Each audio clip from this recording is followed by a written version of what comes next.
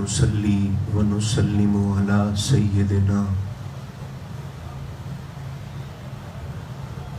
حبيبنا وشفينا مولانا وملجأنا ومأوانا محمد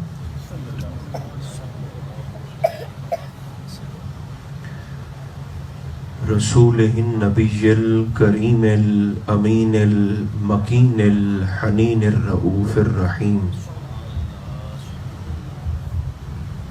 وعلى آله الطيبين الطاهرين وعلى صحبه أجمعين أما بعد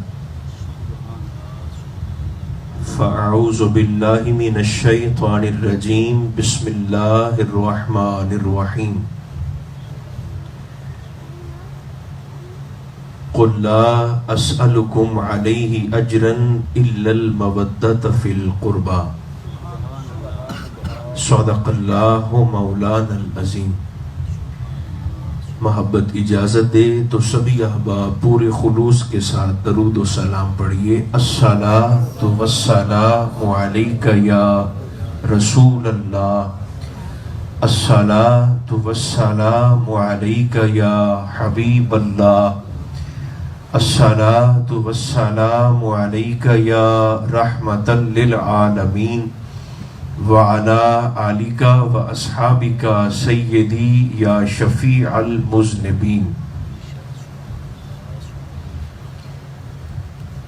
اللہ تبارک و تعالی جل مجدہ العظیم کی حمد و ثنا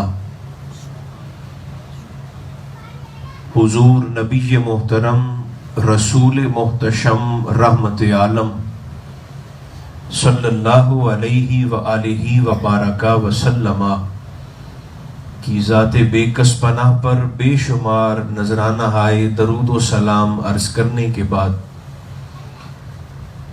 عزیزان مکرم، اللہ رب العزت کا شکر ہے جس نے ہمیں جناب رسالت مآب کی امت اجابت میں پیدا فرمایا۔ صاحب خانہ اللہ کی عطا کردہ توفیق سے ماہ محرم الحرام کے عشرہ اول میں آج کے دن ذکر اہل بیت کی اس بزم کو منعقد کیے ہوئے ہیں۔ رب ذوالجلال ان کی توفیقات میں مزید اضافہ فرمائے۔ جو احباب دور و نزدیک سے سفر کر کے یہاں تک تشریف لائے، خلاق کائنات سب کو قدم قدم پر کروڑہ رحمات، برکات اور عنایات کا ساتھ نصیب فرمائے۔ ماہ محرم الحرام شریف کی تمام تر عظمتیں سرکار کی امت کے شامل حال فرما کر ہم سب کا خاتمہ ایمان پر فرمائے۔ سرکار دو عالم علیہ السلام کی آل اطہار نے بلا شک و شبہ میدان کربلا میں تربیت رسول کا حق ادا کیا ہے، اور 6 مہینے کے شہزادے سے لے کر 86 سال کے بزرگ تک نے اپنی قربانیوں کو رب ذوالجلال کے حضور پیش کر کے دین مصطفیٰ کے علم کو اتنا سربلند کر دیا ہے کہ اب قیامت تک لاکھوں یزید آ کر ٹکرا کر پاش پاش تو ہو سکتے ہیں، مگر مصطفیٰ کے دین کے جھنڈے کو کبھی سر نگو نہیں کر سکیں۔ قطع نظر اس بات سے کہ ہمارا تعلق کس مسلک کے ساتھ ہے، قطع نظر اس بات سے کہ ہمارا تعلق کس جماعت کے ساتھ ہے، کس فرقے کے ساتھ ہے، امام عالی مقام کی محبت کسی فرقے سے منسلک نہیں ہے۔ حسین کے پیار کو اللہ نے غیرت انسانی کے ساتھ جوڑا ہے۔ اگر کوئی شخص آج ذکر حسین کا جلسہ منعقد نہیں کرتا تو ضروری نہیں ہے، اور نہ ہی اس کے ساتھ کوئی ضد ہے، اور نہ ہی اس کے سر پہ کوئی تلوار ہے۔ اگر اس کی توفیق نہیں ہے، اسے اللہ نے یہ توفیق اور صلاحیت اور ہمت نہیں بخشی، مت کرے، مگر یاد رکھے اگر حسین کا علیہ السلام دیا ہوا قانون غیرت تیرے گھر میں آج موجود ہے تو تجھے عزت والی جبین حسین کے قدموں میں جھکانا پڑے گا۔ ذہن میں سوال یہ آتا ہے کہ وہ کون سا قانون غیرت ہے جو آج 1500 سال تقریباً گزر جانے کے باوجود ہمارے گھروں میں نافذ ہے؟ بڑی سادہ سی بات ہے، 4 عورتیں ہمارے گھر میں موجود ہیں، ماں بھی ہے، بہن بھی ہے، بیٹی بھی ہے، بیوی بھی ہے۔ رکھیں دل پہ ہاتھ اور مجھے ایمانداری سے بتائیں یہ کس نے امت کو بتایا ہے کہ 3 حرام ہیں اور 1 حلال ہے؟ یزید کہتا تھا 4 برابر ہے۔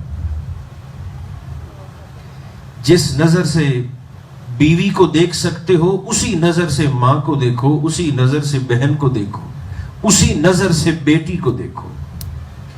یزید کہتا تھا کہ 4 برابر ہیں۔ میرے اور آپ کے امام عالی مقام نے کربلا کے میدان میں ثابت قدمی اور حمیت کی وہ مثال قائم کی جو رہتی دنیا تک نہ صرف قائم رہے گی بلکہ آج بھی جو شخص ماں کو، بہن کو، بیٹی کو عزت کی نگاہ سے دیکھتا ہے، بیوی کو محبت کی نگاہ سے دیکھتا ہے، بلا تفریق مسلک و مذہب و فرقہ، اسے ماننا پڑے گا یہ درس غیرت میرے حسین کا دیا ہوا ہے جس کی روشنی اور نور آج بھی میرے گھر میں دکھائی دیتی ہے۔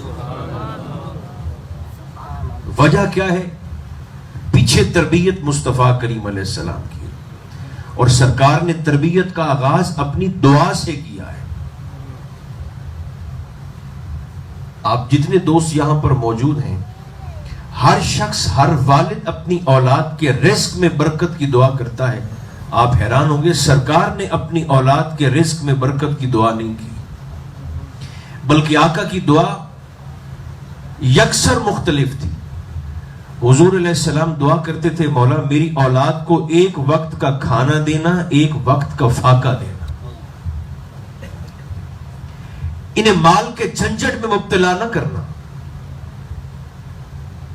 انہیں پیسے کی چکا چوند اور امتحان میں نہ ڈالنا، 1 وقت کا کھانا دینا آقا کی دعا ہے، اور میری اولاد کو 1 وقت کا فاقہ دینا۔ مال میں برکت نہیں چاہیے، حبیب پھر کیا چاہیے؟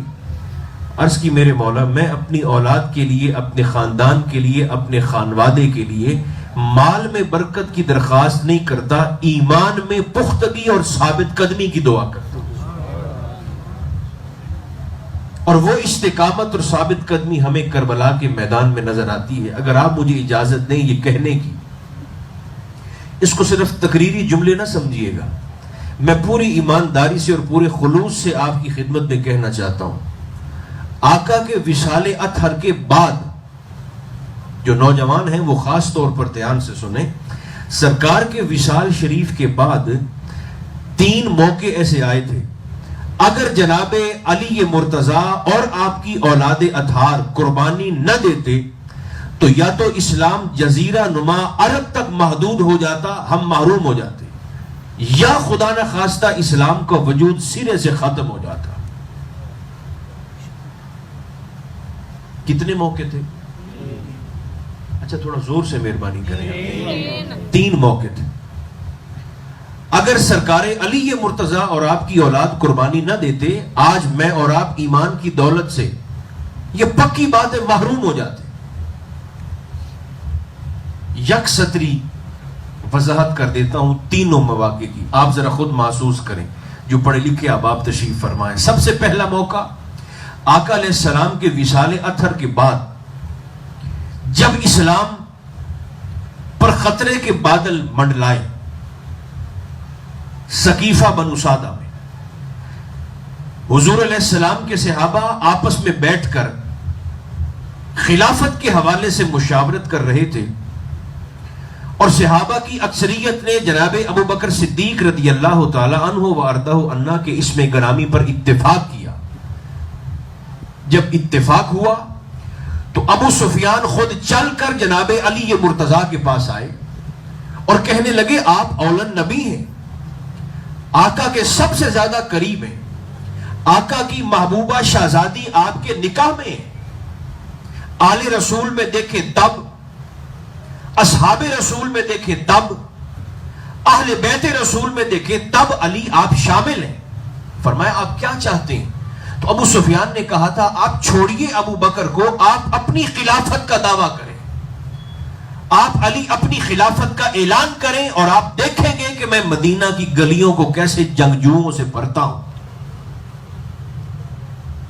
اس وقت میرے اور آپ کے مولا کائنات نے، امیر کائنات نے، جناب علی مرتضیٰ نے حکمت اور دانائی کا کمال مظاہرہ فرماتے ہوئے، حتیٰ کہ اس موقع پر آپ کے چچا اور مصطفیٰ کریم علیہ السلام کے بھی چچا جناب عباس رضی اللہ تعالیٰ عنہ نے، عباس بن عبد المطلب نے، آپ نے باقاعدہ جناب علی مرتضیٰ سے ناراضگی کا اظہار کیا تھا کہ آپ خلافت کا دعویٰ کیوں نہیں کرتے، مگر اس وقت یہ وہ پہلا موقع تھا آقا کے وصال کے بعد، جو قربانیاں حضور کی ظاہری حیات طیبہ میں اس خاندان نے دی ہیں وہ تو بجا ہیں،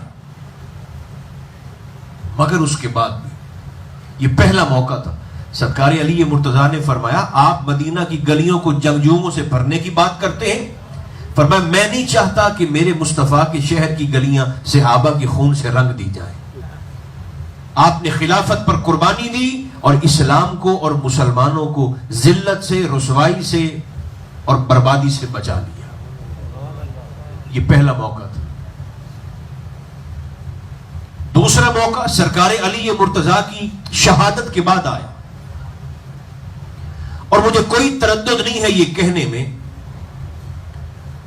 زخمی صحیح مگر میری تاریخ تو ہے، میں اپنی تاریخ سے منہ تو نہیں موڑ سکتا، دریدہ صحیح، تکلیف دہ صحیح، اذیت ناک صحیح، خوفناک صحیح، مگر میری تاریخ تو ہے، میں تاریخ سے روح گردانی تو نہیں کر سکتا۔ جناب علی مرتضیٰ کی شہادت کے بعد یہ وہ دوسرا موقع تھا جب ممبروں پر تماشے ہونے لگے، سرکار علی مرتضیٰ کو، آپ کے پورے خاندان کو سب و شتم کیا جانے لگا، آقا کی احادیث میں تبدیلیاں اور ترمیمیں کی جانے لگی، اور چن چن کر اہل بیت کے محبین کو اور خاص طور پر مولا علی شیر خدا سے پیار کرنے والوں کو قتل کیا جانے لگا۔ حجر بن عدی کس کو بھولتے ہیں، آقا کے صحابی ہیں اور اوائل دور کے صحابہ میں شامل ہیں۔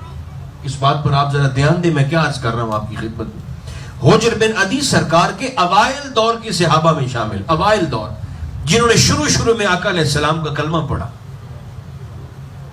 متقدمین میں سے، پہلے صحابہ میں سے حجر بن عدی، اور آپ کو صرف اس وجہ سے ساتھیوں سمیت قتل کر دیا گیا کہ آپ نے جناب علی مرتضیٰ پر تبرہ کرنے سے، لعنت کرنے سے، گالم گلوچ کرنے سے صاف انکار کر دیا تھا، اور آپ کی قبر شریف وہاں پر بنائی گئی، اللہ کی شان ہے، آپ کی قبر اس علاقے میں بنائی گئی جو علاقہ سرکار فاروق اعظم کے دور میں خود حجر بن عدی نے فتح کیا تھا۔ ہاتھوں میں ہتھکڑیاں ہیں، پیروں میں بیڑیاں ہیں، گلے میں توق ہے، حجر بن عدی، اور ایسے قطار میں آپ کے پورے ساتھی کھڑے ہوئے ہیں۔ یہ میں صحاح ستہ کی بات سنا رہا ہوں، کوئی تاریخی حوالہ نہیں ہے، مستدرک للحاکم کے اندر یہ بات موجود ہے، حدیث پاک 13 حدیثیں ہیں، بلکہ پورا باب ہی حجر بن عدی کے نام سے معون ہے، پورا باب ایسے کر کے قطار میں کھڑے کیے گئے۔ یہ دوسرا موقع تھا، ذرا دیکھیں حساسیت، دیکھیں معاملے کی، سب کے گلوں میں توق ہیں، ہتھکڑیاں ہیں، پیروں میں بیڑیاں ہیں، اور ان زندہ لوگوں کے سامنے ان کی قبروں کو کھودا گیا، زمین پر کفن کو بچھایا گیا، اور ان سے کہا گیا کہ بچنے کی صرف ایک ہی صورت ہے، علی پر لعنت کرو۔ آپ مسکرائے، فرمایا تم کیا سمجھتے ہو، میں نے ساری زندگی اپنے علی سے عشق کیا ہے،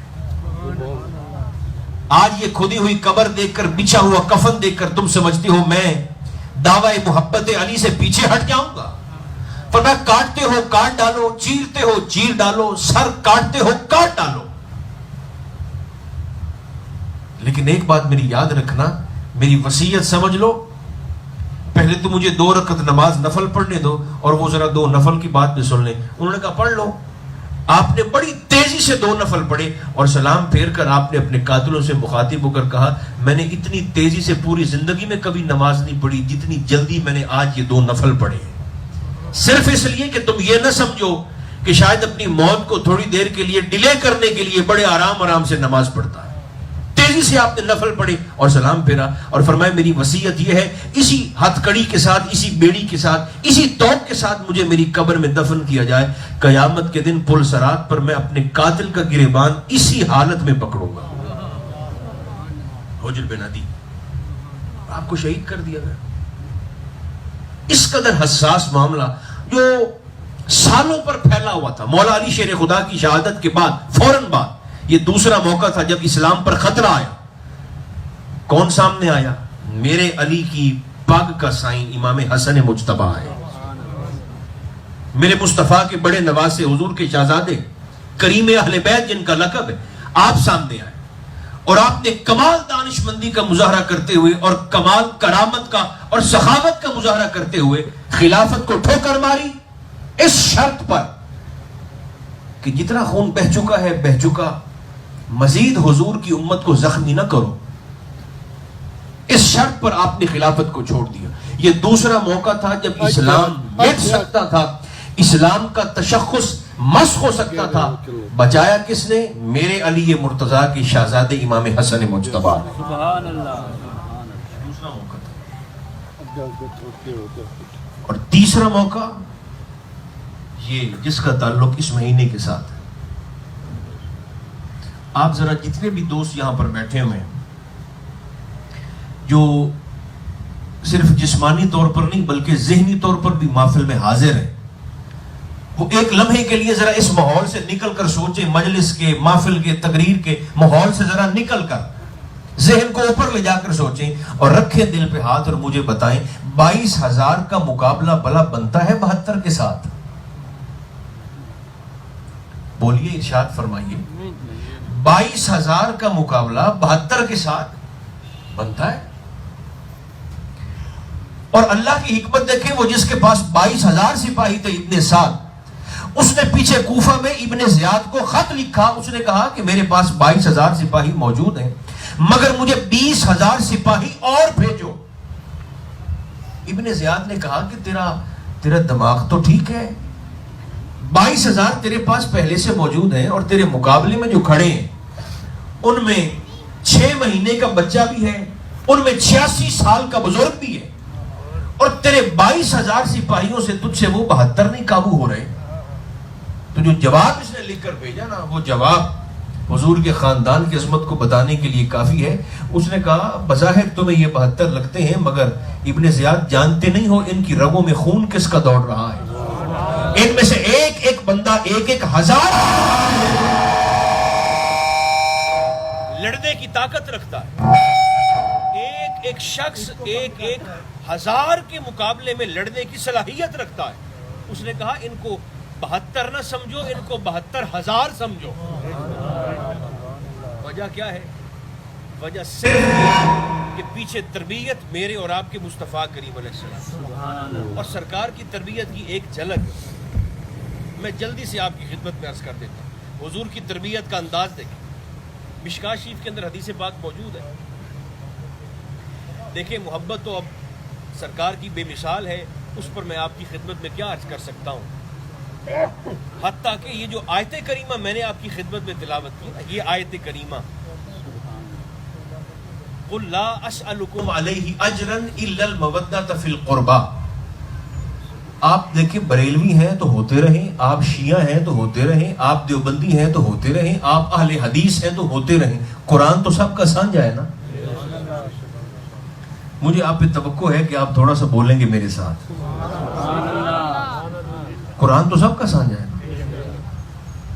قرآن تو جتنا بریلویوں کا ہے اتنا شیعوں کا بھی ہے، جتنا دیوبندیوں کا ہے اتنا اہل حدیث کا بھی ہے۔ مت پڑے جھگڑوں میں، فساد بڑے ہو گئے، جھگڑے بڑے ہو گئے، اختلاف بڑے ہو گئے۔ سرکار کا تو خاندان وہ خاندان ہے جسے ماننے کا حکم ہے، سوچنے کا تو سوال ہی پیدا نہیں ہوتا ہے۔ یہ وہ یوں سمجھیں کہ یہ وہ ایک مشترکہ نقطہ ہے، مشترکہ مرکز ہے جو حضور کی امت کو اکٹھا کر سکتا ہے۔ صرف ایک لفظ قربا پہ آپ غور کر لیں. لا اسألکم علیہ اجرا الا المودۃ فی القربا. یہ میری بات یاد رکھیے گا. لفظ قربا اگر عربی گرامر کے اعتبار سے بھی دیکھا جائے تو واحد مؤنث کا صیغہ ہے. تھوڑا سا آپ اگر ذوق کا مظاہرہ کریں اگر کر سکتے ہیں تو واحد مؤنث. واحد کا معنی ہے ایک اور مؤنث کا معنی ہے ایسا صیغہ جو خاتون کے لیے استعمال ہوتا. لا اسألکم علیہ اجرا. حبیب ذرا لوگوں سے کہہ دیں کہ میں تم سے رسالت کی فیس نہیں مانگتا, رسالت کا اجر نہیں مانگتا تم سے.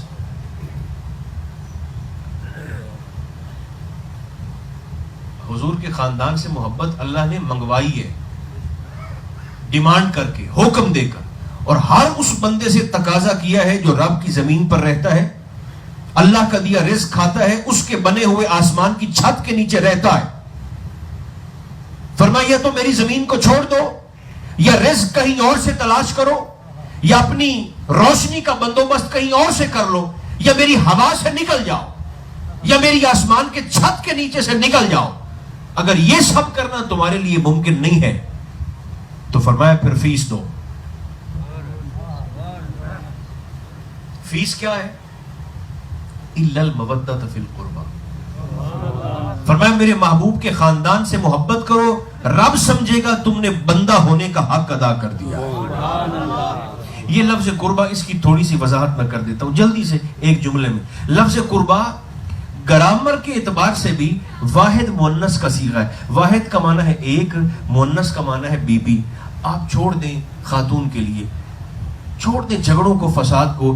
اس قربا میں جتنے لوگ بھی شامل ہیں ان میں کم از کم ایک بی بی تو ضرور ہے جس کی محبت کا رب مجھ سے اور آپ سے تقاضا کر رہا ہے. قرآن سنی شیعہ دیوبندی وہابی نہیں ہوتا. اور خدا کی قدرت دیکھیں, سورہ بھی سورہ شورا ہے, اور اس سورہ شورا کی آیت بھی 23 ہے, اور 3 اور 2 بنتا بھی 5 ہی ہے. گزارش تو کر رہا ہوں, قرآن سنی شیعہ بریلوی دیوبندی نہیں ہوتا. آیت کا نمبر بھی 23 ہے, اور 3 اور 2 بنتا بھی 5 ہی ہے. تو یہ قربا, لفظ قربا ہمیں بتاتا ہے کہ جس کی محبت کا اللہ رسول ہم سے تقاضا اور ڈیمانڈ کر رہے ہیں ان میں ایک بی بی ضرور ہے. اور وہ بی بی کون ہے؟ وہ بی بی میری اور آپ کی مخدومہ ہے, شہنشاہ کائنات کی شہزادی ہیں, مخدومہ کونین ہیں, کہ جو بغیر کسی واسطے کے براہ راست خون مصطفیٰ کے ساتھ جڑی ہوئی ہیں. سبحان اللہ, سبحان اللہ. حتیٰ کہ آپ دوسری آیت کریمہ کا مطالعہ کریں سورہ احزاب میں, وہ بھی اکثر آپ علماء سے, خطباء سے سنتے رہتے ہیں. کون سی؟ انما یرید اللہ لیذھب عنکم الرجس اہل البیت ویطہرکم تطہیرا. اچھا, اب اس میں بھی اللہ کی حکمت ہے. یہ سورہ احزاب کی آیت ہے. سورہ احزاب قرآن شریف کی 33ویں سورت ہے. کتنی؟ 33ویں. اور اس آیت کا نمبر بھی 33 ہے. سورت کا نمبر بھی, کاش کہ آپ تھوڑا سا بول دیتے. نہیں, سبحان اللہ کیا ہے, جو گزارش کرتا ہوں اس پر تو آپ مجھے جواب نہیں دیتے. سورت کا نمبر کون سا ہے؟ 33. تھوڑا اور زور سے بول دیں.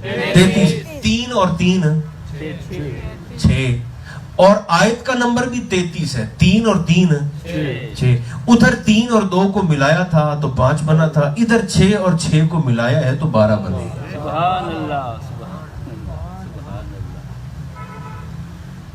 12 کی نسبت بڑی شاندار ہے.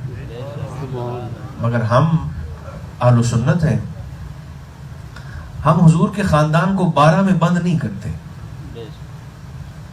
اس کی وجہ میں آپ سے بڑے گزارش کرتا ہوں بڑے ادب کے ساتھ کہ اگر آپ کو یہ 12 ائمہ لگتے ہیں امام, کوئی شک نہیں اس میں کہ یہ حضور کی امت کے امام ہیں, اماموں کے امام ہیں. امامت تو یہاں سے پانی بھرتی ہے, عزت تو یہاں سے خیرات پاتی, منصب تو اس دہلیز, اس چوکھٹ کا طواف کرتا ہے. کوئی شک نہیں اس میں کہ اللہ نے ان کو عزتیں عطا فرمائی ہیں. مگر میرا سوال آپ سے یہ ہے کہ آپ کو امام حسن کے بیٹے حسن مثنی امام نہیں لگتے؟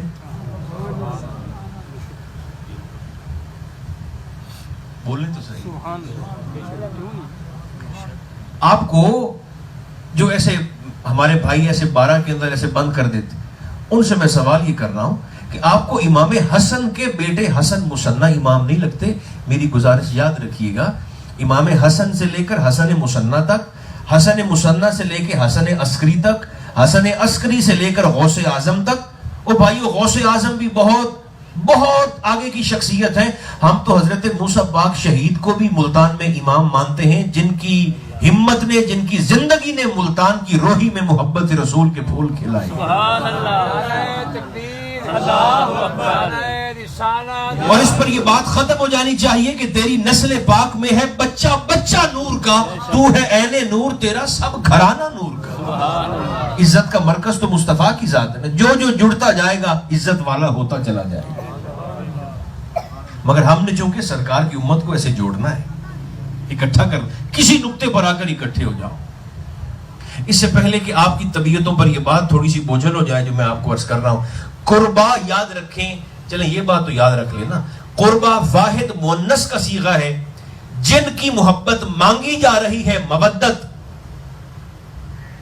واحد مؤنث، ان میں ایک بی بی ضرور ہے، بس یہ یاد رکھنا، قرآن ہمیں کہتا ہے. اور ادھر انما یرید اللہ لیذھب عنکم، یہ جو کم کی ضمیر ہے نا، کم جنہیں صرفی گردانیں آتی ہیں، جمع مذکر حاضر کا صیغہ ہے. کم تھوڑا سا شاید یہ عوامی ذوق سے ہٹ کے بات ہو، مگر ہے بڑی پکی. جمع مذکر حاضر کا صیغہ ہے کم. جمع میں کم از کم 3 مرد شامل ہوتے ہیں. کتنے؟ 3. اور مذکر ظاہر ہے مرد، جمع میں 3 لوگ شامل، 3 مرد ضرور شامل ہوتے ہیں، مذکر مرد کے لیے آتا ہے. تو اللہ فرماتا ہے اے میرے محبوب کے اہل بیت، اللہ یہ چاہتا ہے، انما یرید اللہ، چاہتا تھا نہیں، اراد اللہ نہیں، یرید، آج بھی چاہتا ہے، قیامت تک یہی چاہے گا کہ آپ کے گھرانے سے، اہل بیت سے ہر قسم کے رجس کو دور کر دیا جائے، نجاست کو دور کر دیا جائے. یہ کون سا گھرانہ ہے جس سے اللہ نجاست اور رجس کو ہمیشہ کے لیے دور کرنے کی ڈیوٹی اپنی رحمت کے سپورٹ لے رہا ہے، ذمہ داری اپنے فضل کے ذمہ اور سپورٹ لے رہا ہے؟ وہ انکم کی ضمیر ہمیں بتاتی ہے کہ اس میں کم از کم 3 مرد تو ضرور ہوں گے، ایسا گھرانہ ہے وہ. 3 مرد ضرور ہیں. اور 3 مرد کون ہیں؟ ان میں علی مرتضیٰ بھی ہیں، حسن مجتبیٰ بھی ہیں، حسین سید الشہداء بھی ہیں. ادھر دیکھیں تب، ادھر دیکھیں تب. یہ میرے مصطفیٰ کریم علیہ السلام کا خاندان ہے. اور تربیت کا ذرا انداز دیکھیں. ایک مثال میں آپ کو محبت کی ضرور عرض کروں گا. شہزادے عمر میں چھوٹے تھے تو اپنے نانا جان سے ایسی گفتگو کر رہے ہیں، امام عالی مقام کی بات کرتا ہوں. تو بیٹھے بیٹھے اچانک پتہ نہیں ذہن میں کیا خیال آیا، حدیث پاک میں آتا ہے کہ آپ نے اپنے نانا جان سے مخاطب ہو کے کہا، نانا جان آپ ذرا اٹھ کر کھڑے ہو جائیں. سرکار اٹھ کے کھڑے ہو گئے. اور یاد رکھیں جن کی طبیعت پر بہار ہے، یہ صرف مصطفیٰ نہیں اٹھے، یہ پوری رسالت اٹھی ہے. سبحان اللہ. وما ينطق عن الهوى ان هو الا وحی یوحى. جو رسول معظم علیہ السلام اپنی زبان پاک سے ایک لفظ اللہ کی منشا کے بغیر ادا نہیں کرتے، وہ اس کی مرضی کے بغیر اٹھ کر کھڑے کیسے ہو سکتے ہیں؟ آقا اٹھ کر کھڑے ہو گئے. امام علی مقام آقا علیہ السلام یعنی اپنے نانا جان کے ایسے بالکل قریب آ کر، اب ذرا میری انگلیوں کی طرف آپ نے دیکھنا ہے. بظاہر قد میں ایسے تو تھے نہیں نا، تو ایسے اپنے نانا جان کے ساتھ آ کر کھڑے ہوئے اور معصوم سی خواہش کا اظہار کر کے کہنے لگے، نانا جان میں یہ چاہتا ہوں کہ میں قد میں آپ کے برابر آؤں. سرکار کے پیار کا طریقہ دیکھیں. آقا نے اپنا ایک گھٹنا، بایاں گھٹنا زمین پر رکھا، دائیں گھٹنے کو سیڑھی کے طور پر ایسے اٹھایا، سیڑھی کے طور پر ایسے رکھا. امام علی مقام نے ایک قدم حضور کے گھٹنے پر رکھا. اگر مزہ لینا ہے تو یہ منظر ذرا ذہن میں لائیں. ایک قدم امامت آقا کے گھٹنے پر رکھا، دوسرا حضور علیہ السلام نے دونوں ہاتھوں کو ایسے جوڑا اور امام علی مقام کا دوسرا قدم اپنے ہاتھوں پر رکھا اور سہارا دے کر حسین کو ایسے اپنے کندھے پر سوار کر لیا. اور جب اٹھ کر کھڑے ہوئے تو چونکہ امام علی مقام کندھے پر بیٹھے ہیں تو آپ کا قد آقا کے سر اطہر سے تھوڑا اونچا ہوا. کیا خوبصورت انداز ہے میرے مصطفیٰ کا. تسلی دینے کا، پیار کرنے کا. سرکار نے فرمایا حسین یار بس کر، تو نے نانا کے قد کے برابر آنے کی بات کی تھی، تیرا قد تو تیرے نانا کے قد سے بھی اونچا ہو گیا ہے. نعرہ تکبیر، نعرہ رسالت، نعرہ حیدری. یہ میرے مصطفیٰ کی محبت تھی. اور کھل کھلا کے شہزادے ہنس پڑے. آقا نے کندھے سے اتارا، سینے سے لگایا. آقا ان کی زبان چوستے ہیں، وہ مصطفیٰ کی زبان چوستے ہیں. آقا لیٹ گئے، کبھی وہ سینے پر آتے ہیں، کبھی حضور علیہ السلام لٹاتے ہیں، کبھی پیار کرتے ہیں، کبھی چومتے ہیں، کبھی سونگتے ہیں. دیکھنے والے حیران ہیں، حضور چومتے تو ہم بھی ہیں، آپ سونگ رہے ہیں. فرمایا کیوں نہ سونگو، مجھے میرے حسین سے، مجھے میرے حسن سے جنت کی خوشبو آتی ہے. یہ ریحانت ہے، جنت کی خوشبو آتی ہے. اگر آپ اہل سنت ہیں، اہل سنت کا معنی یہ ہے جو آقا کی سنت سے محبت کرنے والا. سنت کا معنی ہے طریقہ. جو ناسبیت کے جراثیم اہل سنت کے اندر بھی گھسے ہیں نا، جنہیں پورا سال عظمت صحابہ یاد نہیں آتی، انہی 10 دنوں میں عظمت صحابہ یاد آ جاتی ہے. محرم الحرام کے دنوں میں کبھی تو ماہ میلاد میں بھی کاغذ پر لکھ کر کہا جائے کہ ہمیں مصطفیٰ کے ساتھ عظمت حسین بھی سنائی جائے. اسی مہینے میں آپ نے کہنا ہوتا ہے کہ ہمیں امام علی مقام کے ساتھ عظمت صحابہ بھی سنائے. جنہیں پورا سال عظمت صحابہ یاد نہیں آتی، محرم الحرام میں وہ عظمت صحابہ کے علمدار بن جاتے ہیں، چیمپئن بن جاتے ہیں، ٹھیکیدار بن جاتے ہیں. یہ جو ناسبیت کے جراثیم میں گزارش کرتا ہوں جو اہل سنت کے اندر آئے. اہل سنت کا معنی ہے وہ افراد، وہ جماعت، وہ گروہ جنہیں آقا کے طریقے سے، سنت سے پیار ہے. بڑی ادب سے درخواست کروں گا، اگر آقا کے طریقے سے پیار کرتے ہو تو صرف اس بات کا احساس اور باز کر لو کہ مصطفیٰ کا طریقہ حسین کے ساتھ محبت والا تھا یا خدا پناہ دوری والا تھا. جو طریقہ مصطفیٰ کا تھا کم از کم وہ اختیار کر لو. یہ تو پورا خاندان ہی کریموں کی کہکشاں ہے. ایک سے ایک شخصیت ایسی، حتیٰ کہ آپ سیدہ سکینہ کو دیکھ لیں سلام اللہ علیہا. اتنے سارے دوست یہاں پر بیٹھے ہیں، میں سمجھتا ہوں کہ وہ بندہ میری بات کو زیادہ شدت کے ساتھ محسوس کر سکتا ہے جسے اللہ نے بیٹی دی ہے اور اس وقت جس شخص کی بیٹی کی عمر 4 سال ہے. بی بی سکینہ کی عمر 4 سال تھی. میرے اور آپ کے حسین نے نماز شب میں پچھلی رات اٹھ کر تہجد میں دعائیں کر کر کے بی بی سکینہ کو رب سے مانگا ہے.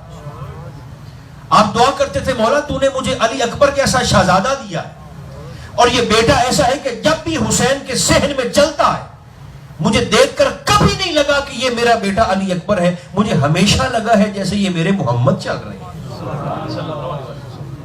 مجھے ہمیشہ میرے نانا کی یاد آئی ہے اپنے بیٹے علی اکبر کو دیکھ کر. مولا تیرے شکر ہے تو نے مجھے علی اکبر سے نوازا ہے، مگر میری درخواست ہے کہ مجھے اپنے قرب سے، اپنی جناب سے ایک بیٹی بھی عطا فرما جو حسین کے دل کا سکون ہو. بی بی سکینہ کا اسم گرامی سکینہ نہیں تھا، اسم گرامی ان کا فاطمہ تھا. بلکہ میرے امام کا یہ فرمان ہے، امام حسین علیہ السلام، آپ فرماتے ہیں اللہ مجھے 100 بیٹے دیتا، میں 100 کے 100 بیٹوں کا نام اپنے والد کے نام جناب علی مرتضیٰ کے اسم گرامی پر علی رکھتا. سبحان اللہ. 3 تھے، آپ جانتے ہیں تینوں کا نام علی تھا. پہچان کے لیے بڑے کو اکبر کہتے ہیں، درمیان والے کو اوسط کہتے ہیں، چھوٹے کو اصغر کہتے ہیں. فرمایا مجھے اللہ 100 بیٹیاں دیتا، لوگوں تم دیکھتے میں 100 کی 100 بیٹیوں کا نام اپنی اماں کی اسم گرامی پر فاطمہ رکھتا. اسی لیے تو مدینہ کے لوگ کہتے ہیں کہ ہم محرم الحرام کا چاند نہیں دیکھتے تھے، امام جعفر صادق کے گھر سے رونے کی آوازوں کو سن کر ہمیں پتہ چلتا تھا کہ محرم الحرام کا چاند طلوع ہو گیا. آپ کے گھر سے امام جعفر صادق. اور ایک بڑا میں سمجھتا ہوں کہ یہ ایک شخص امام جعفر صادق علیہ السلام کی بارگاہ میں حاضر ہوا اور کہنے لگا حضور اللہ نے مجھے ایک بیٹی دی ہے، اس کا نام کیا رکھوں؟ فرمایا اس کا نام فاطمہ رکھو، فاطمہ رکھو. جب وہ جانے لگا تو آپ نے واپس بلا کر اسے تاکیداً مخاطب ہو کر فرمایا نام تو اس کا فاطمہ رکھ رہے ہو مگر یاد رکھنا جس کا نام فاطمہ ہو اسے کبھی چہرے پر نہ مارنا. آپ دعائیں کرتے تھے کہ مولا مجھے اپنی قرب سے اپنی جناب سے ایک شہزادی عطا فرما. اور جب باہر سے آپ تشریف لاتے اپنے گھر امام علی مقام تو جناب فاطمہ کو یعنی بی بی سکینہ اپنے سینے پر لٹا کر آپ فرمایا کرتے تھے حاضہ سکینہ، یہ بیٹی مجھ حسین کے دل کا سکون ہے. اور عمر کتنی ہے؟ صرف 4 سال. صرف 4 سال. یہ دیکھیں حضور کی امت کا کون ایسا شخص ہے جو اس 4 سال کی شہزادی کی قربانی کو بھول سکتا ہے، اس بیوی کے احسان سے فراموش ہو سکتا ہے، احسان کو بھول سکتا ہے. آپ اپنے بابا کے سینے پر سر رکھ کر سوتی تھی. ایک دفعہ ایسا بھی ہوا کہ آپ باہر تشریف لے گئے کچھ دن کے لیے تو بی بی سکینہ پیچھے سو نہ سکی. آپ واپس تشریف لائے تو آنکھیں دیکھا تو سرخ تھی. تو آپ نے جناب رباب سے پوچھا سلام اللہ علیہ کہ شہزادی کی آنکھیں کیوں سرخ ہیں؟ تو انہوں نے کہا جب سے آپ تشریف لے کر گئے ہیں یہ سو نہیں سکی آپ کی محبت میں، اس شہزادی کے بس میں نہیں ہے، سو نہیں سکی. تو آپ نے جناب علی اکبر سے فرمایا تھا کہ اگر میں کبھی گھر میں نہ ہوں تو سکینہ کو آپ اپنے سینے پر سلایا کیجیے. اور یہ کل کی رات، کل کی شام جو آنے والی ہے یہ اتنی بھاری کہ قیامت آ سکتی ہے مگر اس کی مثال دوسری ناممکن ہے. بی بی سکینہ یہ عاشور کے دن عصر کے بعد جب سورج ڈوب گیا مغرب کے بعد تو بی بی سکینہ روتی ہوئی کربلا کی ریت پر یہ سوال کرتی تھی کہ کبھی میں امام علی مقام اپنے بابا کے سینے پر سر رکھ کر سوتی تھی، وہ نہیں ہوتے تھے تو بھائی علی اکبر کے سینے پر سر رکھ کر سوتی تھی.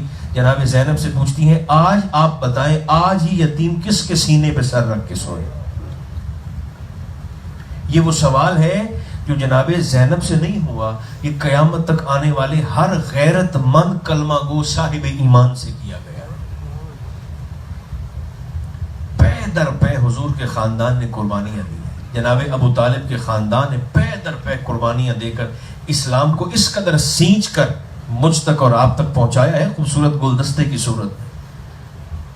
اس لیے نہیں کہ ہم آپس میں لڑ لڑ کے فساد ڈال کے ماحول کو خراب کریں، بلکہ اس لیے کہ جن باتوں پر جمع ہو سکتے ہیں ان باتوں پر اکٹھا ہو کر حضور کے قلب اطہر کو ٹھنڈک پہنچائی جائے. کسی باپ کے 2 بیٹے ہو نا، دونوں کی آپس میں نہ بنتی ہو، باپ کو کبھی سکون نہیں آ سکتا. 2 بیٹے ہوں دونوں کی آپس میں نہ بنتی ہو، باپ کی آنکھیں کبھی ٹھنڈی نہیں ہو سکتی. والد کھا رہا ہے، دونوں بیٹوں کو اکٹھا بیٹھا ہوا دیکھے باپ کا سینہ ٹھنڈا ہو جاتا ہے. وہ باپ جس کے بیٹوں میں اتفاق نہ ہو اس باپ کو سکون نہیں آ سکتا. آپ کیا سمجھتے ہیں ہم آپس میں لڑ کے حضور کی آنکھوں کو ٹھنڈک پہنچا رہے ہیں یا تکلیف پہنچا رہے ہیں؟ مل کر. یہ میں گزارش کر چکا ہوں، یہ کریموں کا خاندان ہے، کریموں کا خاندان ہے. صحابہ بھی انہی کی شفاعت کے امیدوار ہیں، ہم بھی انہی کی شفاعت کے امیدوار ہیں. اور یہ وہ خاندان ہے کہ عزت جس پر رش کرتی ہے، عزت جس پر ناز کرتی ہے کثرت کے ساتھ. خدا جانے ہم بھول کر کرتے ہیں، جان بوجھ کر کرتے ہیں، بھول جاتے ہیں صلی اللہ علیہ وسلم پڑھتے، صلی اللہ علیہ وسلم. آقا فرماتے ہیں لا تصلوا علیہ صلاۃ البترا، فرمایا تمہارا ابتر درود مجھے نہیں چاہیے. ان شانیہ کا هو الابتر،